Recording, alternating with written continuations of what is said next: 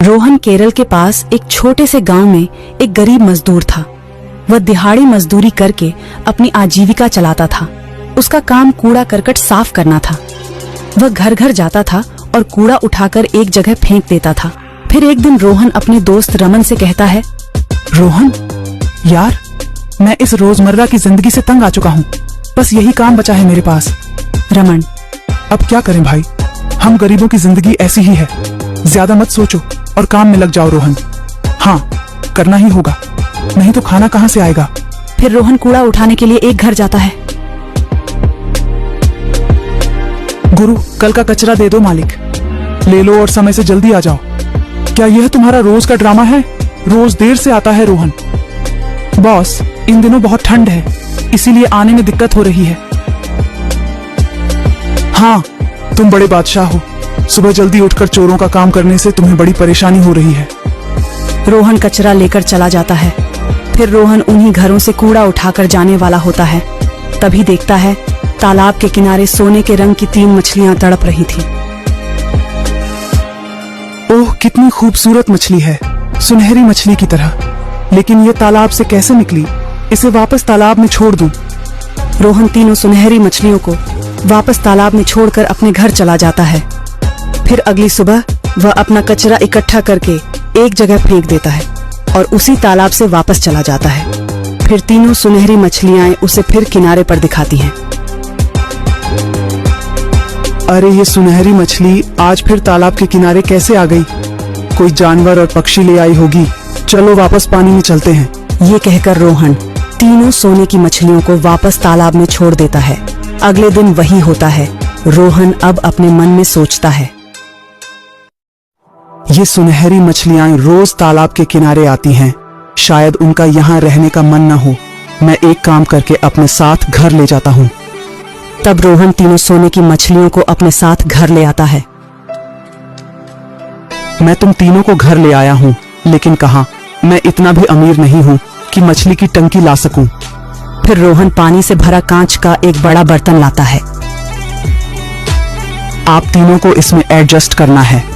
अब इसमें एक साथ खुशी खुशी रहना। तब रोहन तीनों सोने की मछलियों को उस बड़े कांच के बर्तन में रखता है और आटे के गोले बनाकर उन्हें रोज खिलाने लगा। तीनों सोने की मछलियां आपस में खेलती थीं। एक दिन एक दुकानदार रोहन के घर आता है। रोहन, अरे रोहन, तुम इतने दिन से दुकान पर नहीं आए, इसलिए आया हूँ। मेरा कर्ज लौटा दो। सेठ जी, अभी मेरे पास पैसे नहीं हैं, कल मैं आपको पैसे दूंगा। ठीक है, लेकिन कल मुझे मेरे पैसे चाहिए। तब रोहन काम पर जा रहा था। तभी रास्ते में उसकी मुलाकात एक बूढ़ी औरत से होती है जो बीमार हालत में है। बेटा, मुझे लगता है कि मेरी तबीयत ठीक नहीं है।